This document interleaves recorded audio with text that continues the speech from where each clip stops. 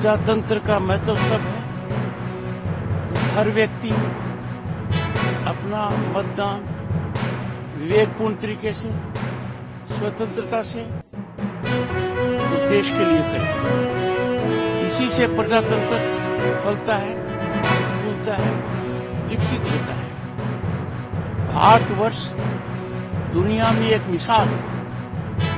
सबसे पुराना लोकतंत्र, सबसे बड़ा लोकतंत्र, सबसे मजबूत लोकतंत्र, सबसे वाइब्रेंट लोकतंत्र, जहां सत्ता परिवर्तन या सत्ता का स्थायित्व मतदान से ही जाहिर होता है। ಹೌದು, ನಾಳೆಯಿಂದ ಪ್ರತಿಯೊಂದು ಇಲಾಖೆ ಪ್ರಸ್ತಾವನೆಗಳನ್ನು ಮುಖ್ಯಮಂತ್ರಿಗಳು ಚರ್ಚೆ ಮಾಡ್ತಾರೆ. ನಮ್ಮ ಇಲಾಖೆ ಪೊಲೀಸ್ ಇಲಾಖೆ ಕೂಡ ನಾಳೆ ಇದೆ. ನಮ್ಮ ಬೇಡಿಕೆಗಳನ್ನು ಕೂಡ ಇರ್ತವೆ.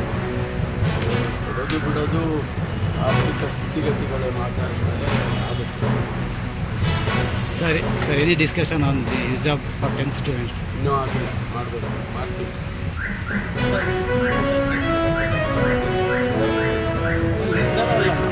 ನಮ್ಮ ತೀರ್ಮಾನಗಳು ಆಗಬೇಕು. ನಿರ್ಧಾರ ಆಮೇಲೆ ನಾವೀಗ ಕೋರ್ಟಿಗೂ ಕೂಡ ಹೇಳಬೇಕು. ವಾಟ್ ದಿ ಗೌರ್ಮೆಂಟ್ ಮೀನ್ಸ್, ನಮ್ಮ ಅಭಿಪ್ರಾಯನೂ ಹೇಳಬೇಕು. In view of the present situation ಅದನ್ನು ನಾವು ಅವರಿಗೆ ತಿಳಿಸ್ಬೇಕು. ರಾಜ್ಯಪಾಲರು ಬಹುಶಃ ಅವರ ಕಾನೂನು ತಜ್ಞರ ಜೊತೆ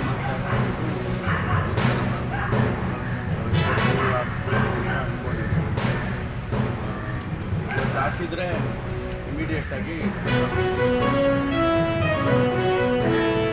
ಮತ್ತೆ ನಾನು ಅದೇ ಹೇಳಬೇಕು. ಜ್ಯೋತಿಷ್ಯ ಅವರಿಗೆ ಯಾವಾಗ ಕಲ್ತ್ಕೊಂಡ್ರು ಅಂತ, ಜ್ಯೋತಿಷ್ಯ ಹೇಳೋದನ್ನೇ ಯಾವಾಗ ಕಲ್ತ್ಕೊಂಡ್ರೋ ಗೊತ್ತಿಲ್ಲ. ಯಾವ ಟ್ರೈನಿಂಗ್ ಸ್ಕೂಲಲ್ಲಿ ಅವ್ರಿಗೆ ಜ್ಯೋತಿಷ್ಯ ಹೇಳ್ಕೊಟ್ಟಿದ್ದಾರೋ ಗೊತ್ತಿಲ್ಲ. ಯಾವುದೂ ಕೂಡ ಅಂಥ ಬದಲಾವಣೆಗಳು ನಮ್ಮ ಪಕ್ಷದಲ್ಲಿ ಪಬ್ಲಿಕ್ ಹಿಯರಿಂಗಿಗೆ ಸ್ವಲ್ಪ ಅವಕಾಶ ಕೊಡಬೇಕು. ನಾಲ್ಕೈದು ಕಡೆ ಪಬ್ಲಿಕ್ ಹಿಯರಿಂಗಿಗೆ